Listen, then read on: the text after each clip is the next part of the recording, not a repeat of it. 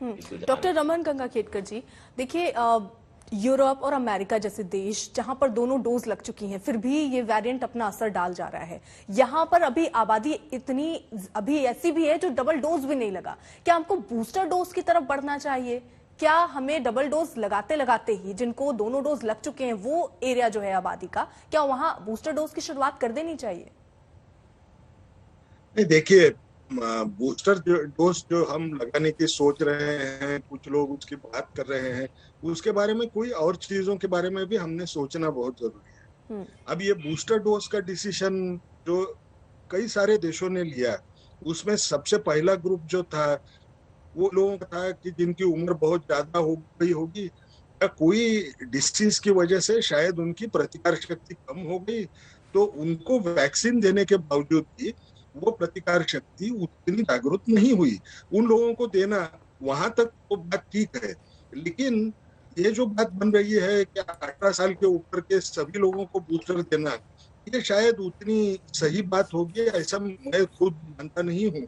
क्योंकि आप एक चीज का डर देखिए, अभी ये ओमिक्रॉन आया है, अभी तक तो वो साउथ अफ्रीका या कोई चंद गिने चुने देश है जहाँ इक्का दुक्का किस्म की केसेस दिख रही हैं। अगर ये चारों तरफ फैलना शुरू हो गया तो मैं जो वैक्सीन देने वाला हूँ वो पुराने वुहान वायरस पे बनी हुई वैक्सीन अगर मैंने बूस्टर करके दी तो उसका भी प्रोटेक्शन तो उतना नहीं बनेगा। इसका मायना क्या है? हमको शायद थोड़े दिन रुकना, इसमें ही हमारी समझ रहेगी कि हम अगर रुक जाएं और अगर ऐसे किस्म का विषाणु आता है कि जिसको और कोई वैक्सीन का डोज अगर हम लगाएं तो अच्छा होगा, तो उस किस्म की वैक्सीन के लिए हमको ये वैक्सीन मैन्युफैक्चरर्स जब तक भी ये नया विषाणु इस्तेमाल करके उसके ऊपर जब तक हम वैक्सीन सेकंड जनरेशन की ना बनाए तब तक दूसरा डोज देना मेरे लिए, मुझे ऐसे लगता है कि शायद ये करना शायद गलत हो जाएगा। तो हमने थोड़ा इंतजार करना चाहिए। बूस्टर के सोचने के बजाय मैंने पहला ही डोज लिया है, दूसरा डोज नहीं लिया है, तो मैंने दूसरा डोज लेने की कोशिश करना है। जो भी एक भी डोज नहीं लिए हुए हैं वो लोगों ने भी वैक्सीन लेने के लिए जल्द आगे बढ़ना है। और कोविड अप्रोप्रिएट बिहेवियर का अगर आप पालन करें, ये दोनों चीजें अगर साथ में रहें, तो शायद ये इतना डर और ये बूस्टर के बारे में सोच ये हमको करने की जरूरत नहीं है। हमको जो मालूम है, जिस चीज के ऊपर हम भरोसा कर रहे हैं, उन दोनों चीजों के ऊपर भरोसा करके हमने आगे बढ़ते जाना, इसमें ही शायद हमारे लिए अच्छा होगा। डॉक्टर अशोक सेठ, अगर इस नए वेरिएंट पर बात कर रहे हैं तो इसको जरा समझा पाएंगे आप? क्योंकि पिछले जो 2 हमने लहर देखी उसमें हमने देखा कि पहले वाले में से ज्यादा दूसरी खतरनाक थी, ऑक्सीजन लेवल लोगों के कम होने लगे, अलग तरीके का खतरा देखा गया। क्या ये नया जो वेरिएंट है इसमें भी कुछ जो अभी तक जहां केसेस आए अलग अलग देशों में, वहां पर किस तरीके के साइड इफेक्ट्स दिख रहे हैं, कितना खतरनाक वहां पर लग रहा है ये variant? Thank you.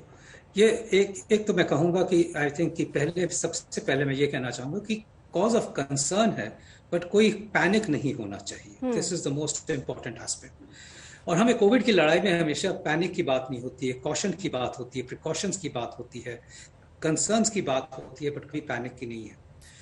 Second aspect जो आपने पूछा है, बहुत इंपॉर्टेंट एस्पेक्ट है।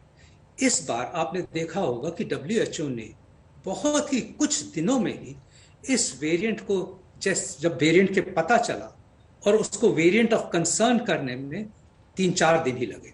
ये इसलिए हुआ कि इसमें इतनी म्यूटेशन आज तक, इतने सीक्वेंसेस की म्यूटेशन आज तक किसी भी वेरिएंट में नहीं देखी गई।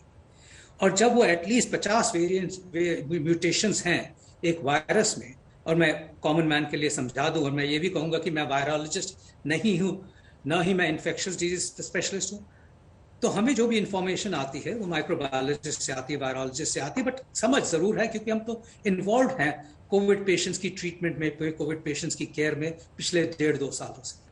सो ये जब म्यूटेशन होती है, अगर स्पाइक प्रोटीन पे हो रही है और 30 म्यूटेशन स्पाइक प्रोटीन पे हैं, तो इसका मतलब ये हो जाता है, और उसकी बाकी म्यूटेशंस जहां से वो बॉडी के अंदर घुसता है, एस रिसेप्टर प्रोटीन्स पे हैं, तो 2 चीजें हो जाती है जो कि साउथ अफ्रीका में अब तक देखा गया है कि इसकी इन्फेक्टिविटी ज्यादा होगी।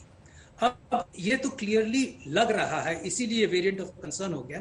क्या ये ज्यादा सीवियर इन्फेक्शंस होगा, उसका अब तक कोई एविडेंस नहीं है, और यही एविडेंस हम कह रहे हैं कि 2-3 हफ्तों में ये बात पता चलेगी, क्योंकि ये वेरिएंट देखा ही इसी महीने गया है। और थर्डली बात ये होती है कि क्योंकि ये जो म्यूटेशंस जो आई हैं वो स्पाइक प्रोटीन पे हैं, और हमारी जितनी भी वैक्सीनेशन है वो स्पाइक प्रोटीन के अगेंस्ट एंटीबॉडीज करती हैं, तो अजम्पशन या हाइपोथेसिस यही है कि अगर ये वेरी कर गया है, म्यूटेंट है, तो शायद हमारी इम्यूनिटी इसको रिकॉग्नाइज न करे, क्योंकि ये वही स्पाइक प्रोटीन्स पे म्यूटेट हो गया है। ये सब शायद बातें हैं, ये सब हाइपोथेसिस हैं, ये सब अब तक प्रूव नहीं हुई है इन टर्म्स ऑफ ट्रांसमिशन। तो जब ये बात आ जाती है तो इसीलिए सतर्क होने की बात आ जाती है कि शायद ये हमारी इम्यूनिटी को इवेड करे। और क्योंकि ये भी देखा गया है, जो चंद केसेस हुए उनमें डबल वैक्सीनेटेड लोग भी थे, इजराइल का एक पेशेंट था जिसको बूस्टर भी लगा हुआ था, तो ये फिर पॉइंट ऑफ डिस्कशन हो जाता है। यही बातें हमें 3 से 4 हफ्ते में पता चलेंगी, और हमें प्रोएक्टिव इसलिए होना है कि अगर ये बातें तब पता चलती है और हम कहते हैं कि अरे ये तो बहुत फैल रहा है, अब कुछ करना चाहिए, तो फिर अननेसेसरी और यूजलेस हो जाता है। इसीलिए प्रिकॉशंस अब से लेना, जीनोम सीक्वेंसिंग जो हो रही है, स्क्रूटिनी जो जीनोम पे हर टेस्टिंग के ऊपर जीनोम स्क्रूटिनी हो रही है, वो बहुत इंपॉर्टेंट है, क्योंकि यही स्क्रूटिनी हमें बताएगी कि ये वायरस किस हिसाब से फैल रहा है, ज्यादा इन्फेक्शियस है कि नहीं, क्या वो वाकई ही वैक्सीन को इवेड कर रहा है जिस तरह हम थ्योरेटिकली समझते हैं, और अगर वो होता है तो फिर एटलीस्ट हमने प्रिकॉशंस दी होंगी। तो ये बहुत इंपॉर्टेंट समझने की बात है।